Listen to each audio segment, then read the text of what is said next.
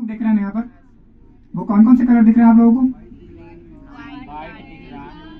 Exactly white दिख रहे हैं, उसके साथ साथ ब्राउन दिख रहा है, उसके साथ येलो दिख रहा है एंड ग्रीन दिख रहा है ना बेसिकली। तो अब मैं बात करूं इन कलर्स की, तो इन कलर्स का भी अपना अपना एक मतलब है। डिफरेंट कलर्स का एक मतलब होता है, हम लोग ज्योग्राफी में भी पढ़ते हैं कि कलर्स का एक अलग सिग्निफिकेंस होता है ना। तो मैं बता दूं यहाँ पर कि ये जो व्हाइट कलर है वो बेसिकली हमारे क्लाउड्स के लिए है, साथ साथ जो हमारे आइस शीट्स वगैरह हैं, ग्लेशियर्स वगैरह प्रेजेंट है, ये उसको दिखाने के लिए है। अब मैं बात करूं पीला कलर की, तो पीला कलर बेसिकली किसके लिए है? ये है डेजर्ट के लिए। किसके लिए है? डेजर्ट के लिए। वैसे एरिया जो डेजर्टिफाइड हो चुके हैं डेजर्ट से लिए है ना। तो अभी ग्रीन तो बेसिकली हम सबको पता है, हरा रंग है, हरी हमारी धरती की अंगराई है ना, सुन रहे हैं ना हम लोग। तो बेसिकली ये ग्रीन कलर किसके लिए है? हमारी एग्रीकल्चरल प्लॉट्स के लिए है, फॉरेस्ट एरियाज के लिए है। ये तो हो गई हमारी कलर्स के बारे में ना। हम लोगों ने जो बात करा कलर्स के बारे में, हम लोगों ने पोल को भी देख रखा है, एक ऊपर भी पोल है, एक नीचे भी पोल है। ऊपर वाले पोल को कौन सा पोल बोलते हैं? North pole. एंड नीचे वाले पोल को कौन सा पोल बोलते हैं? South Pole. ये तो हो गई हमारे पोल्स के बारे में। तो एक मन में क्यूरियोसिटी आता होगा ना कि ये तो हमारी अर्थ हो गई ना। तो हमारी अर्थ जो है एक सोलर सिस्टम का पार्ट है। किसका पार्ट है? सोलर सिस्टम का। तो हम लोग देखते हैं कि वो सोलर सिस्टम जो है एक्चुअली, अगर हम पूछे सवाल कि हमारी सोलर सिस्टम जो है वो कहाँ लाई करती, तो आप सब क्या बोलेंगे? तो आप लोगों को पता है कि सोलर सिस्टम कहाँ होता है प्रेजेंट हमारा? यूनिवर्स के गैलेक्सी में। इसका नाम है मंदाकिनी, कहिए। That is milky way Galaxy. क्या बोलते हैं? दूध मेघला हिंदी में बोलते हैं इसको, है ना। ये है हमारी मिल्की वे गैलेक्सी। क्या आप लोगों ने इससे पहले देखा था?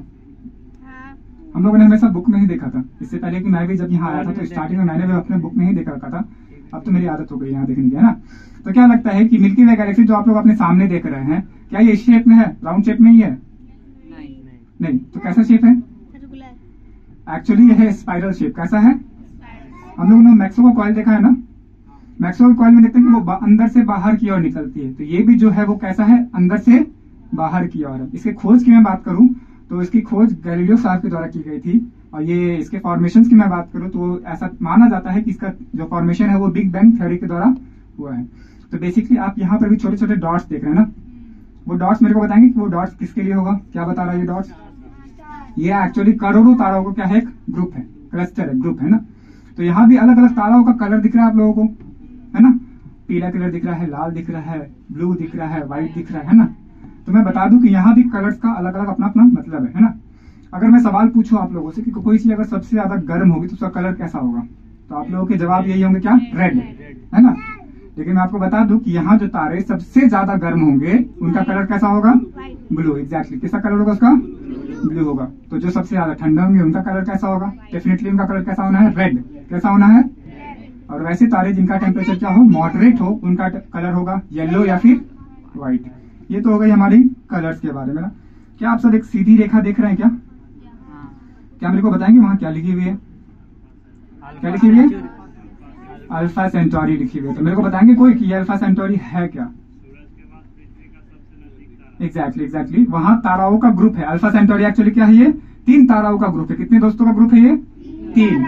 इन 3 ताराओं के अलग अलग नाम है। पहले तारा का नाम है अल्फा सेंटोरी ए, दूसरे तारे का नाम है Alpha Centauri B, and basically तीसरे तारे का नाम क्या होगा? बिल्कुल गलत। हमको पता है कि यहाँ पे गलती करेंगे, इसलिए हम सवाल पूछते हैं आप लोगों से। तीसरे वाले तारे का नाम क्या है? Proxima Centauri. क्या है? जैसा कि सर ने बताया मेरे को कि ये जो प्रॉक्सिमा सेंटोरी है वो हमारी धरती की दूसरी सबसे नजदीकी तारा है। तो सवाल आता है कि पहला कौन होगा? सन। एग्जैक्टली। सन जो है हमारी क्या है? धरती की सबसे करीबी तारा है। एंड ये जो प्रॉक्सिमा सेंटोरी मैंने आपको बताया ये हमारी धरती की दूसरी सबसे करीबी तारा है। तो अगर करीबी है तो कितना करीब होगा? अगर हम लोग यहाँ से निकले, अर्थ से निकले और प्रॉक्सिमा सेंटोरी तक जाने की कोशिश करें तो कितना टाइम लगेगा, है ना। मन में सवाल आता है ये बात। तो मैं आपको बता दूं कि अगर आप लाइट के स्पीड से, जो कि है 3 × 10⁸ मीटर पर सेकेंड, है ना, अगर आप इस स्पीड से अगर आप ट्रैवल करेंगे, अपने अर्थ को छोड़ के निकलेंगे प्रॉक्सिमा सेंटोरी के लिए, तो आपको वहां तक पहुंचने में 4 साल और 2 महीने लग जाएंगे। कितने लग जाएंगे? तो सोचिए कितना नजदीक है ना। चलिए ये तो हो गई हमारी बेसिकली हमारे मिल्की वे गैलेक्सी के बारे में। अब मैं पूछूं क्या यहाँ पर आप लोग सन को ढूंढ पा रहे हैं? क्या ढूंढ पा रहे हैं? नहीं। लेकिन कहीं ना कहीं यहाँ पर हमारा सोलर सिस्टम प्रेजेंट है। हमारे सोलर सिस्टम के जैसा यहाँ कितना सोलर सिस्टम प्रेजेंट है हमको वो भी नहीं पता है, ठीक है। तो बेसिकली हम लोग देखते हैं हमारे सोलर सिस्टम के सबसे पहले मेंबर, दैट इज आवर सन। ये हमारा सन बहुत खूबसूरत लग रहा है यहाँ पर, क्योंकि हम लोग एसी चैम्बर में बैठे हैं, बट यही बाहर निकलते हैं तो कैसा लगता है? जलन होता है ना। तो बेसिकली इसको हम लोग क्या बोलते हैं, बॉल ऑफ फायर। क्या बोलते हैं, आग का गोला, धधकता हुआ गोला, है ना। हम सबको पता है कि सन के बारे में मैं आपको बताऊं कि सन बेसिकली बना है दो गैसेस का।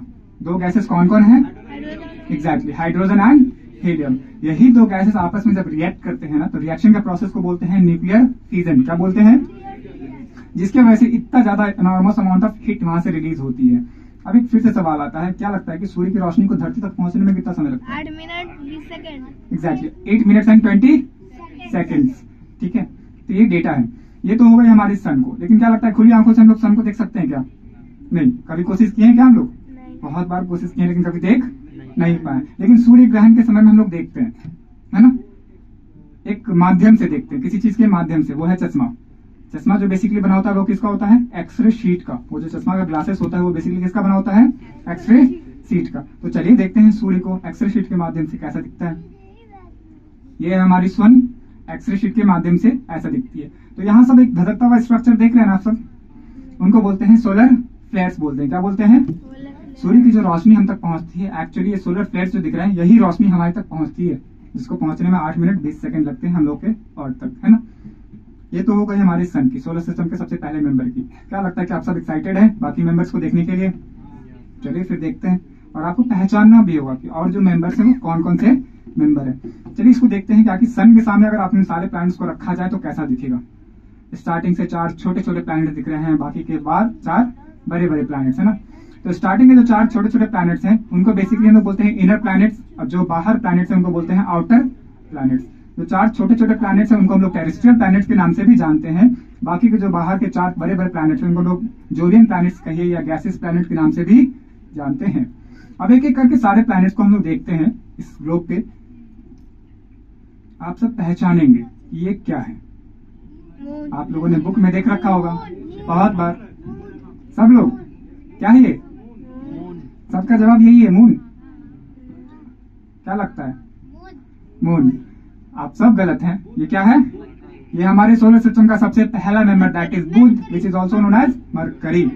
ये है मरकरी। एक्चुअली दिखता है कैसा, चांद की तरह ही, लेकिन इसलिए हम लोग कंफ्यूज हो जाते हैं बेसिकली कि ये चांद है या फिर मरकरी है। ये है हमारे सोलर सिस्टम का सबसे पहला मेंबर। तो सबके सन के सबसे ज्यादा करीब यही है ना। तो क्या लगता है कि सन के सबसे ज्यादा करीब यही है, तो क्या लगता है सबसे ज्यादा गर्म यही होगा? नहीं। लेकिन ऐसा नहीं है। जहां सूर्य की रोशनी पड़ती है जिस पार्ट पे ना, वो पार्ट तो बहुत ज्यादा गर्म रहता है, लेकिन जहां सूर्य की रोशनी नहीं पड़ती है वो पार्ट क्या होता है, हमेशा ठंडा। तो बेसिकली ये ऐसा ऐसा प्लैनेट है जिसपे ज्यादा टेम्परेचर के फ्लक्चुएशन देखने को मिलते हैं, ज्यादा ठंडा ज्यादा गर्मी। इसके बाद यहाँ छोटे छोटे गड्ढे देख रहे हैं ना आप सब। आप सब में से अगर कोई तारामंडल होके आए होंगे तो देखेंगे वहां इन गड्ढों के बारे में बताया जाता है। ये गड्ढा क्या है, एक्चुअली इनको बोलते हैं क्रेटर्स। क्या बोलते हैं इनको?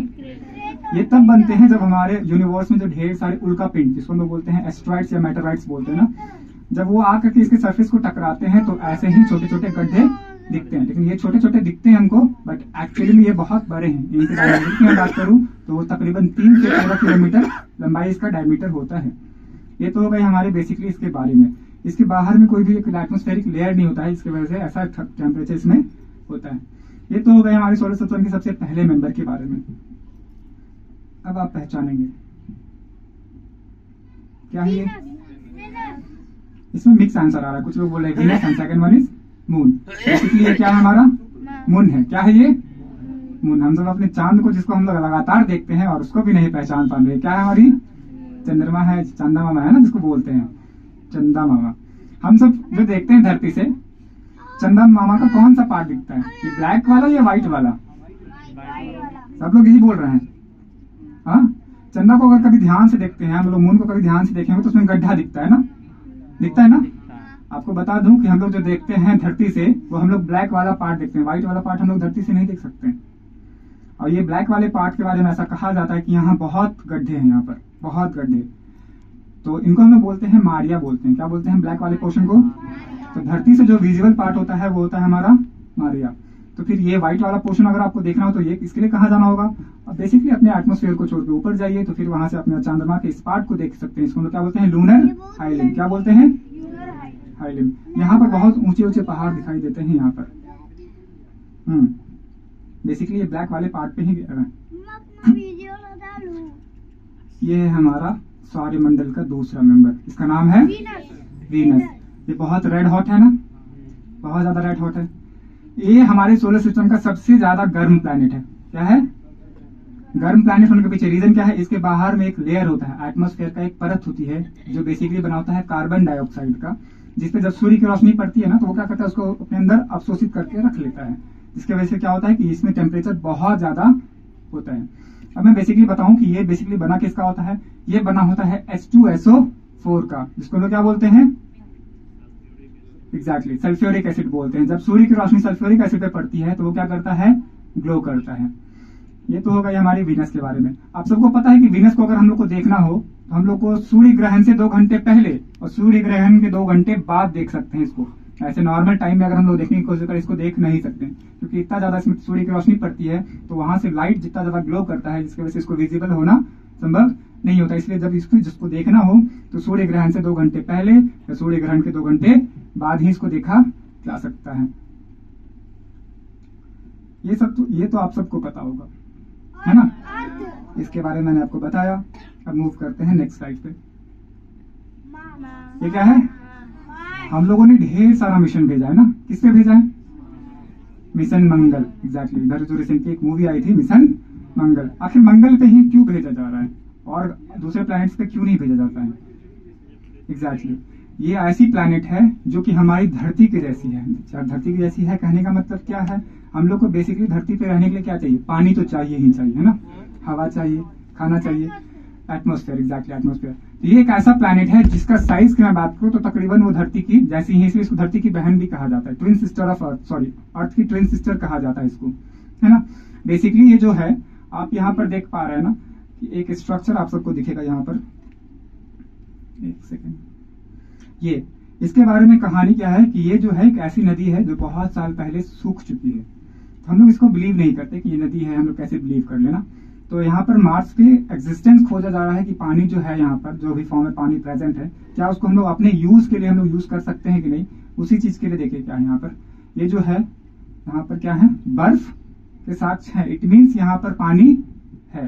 तो हो ना हो एक ऐसा सर्टेन टाइम के बाद ऐसा भी हो यहाँ पर कंडीशंस फेवरेबल हो जिसके बाद हम लोग यहाँ पर सस्टेन कर पाए। आप सबको पता है कि हमारी धरती की सबसे ऊंची माउंटेन कौन सी है? कौन सी है?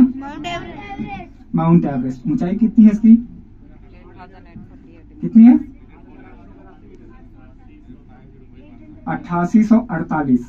अभी की डेटा के अकॉर्डिंग होगा वो 8850 मीटर, है ना?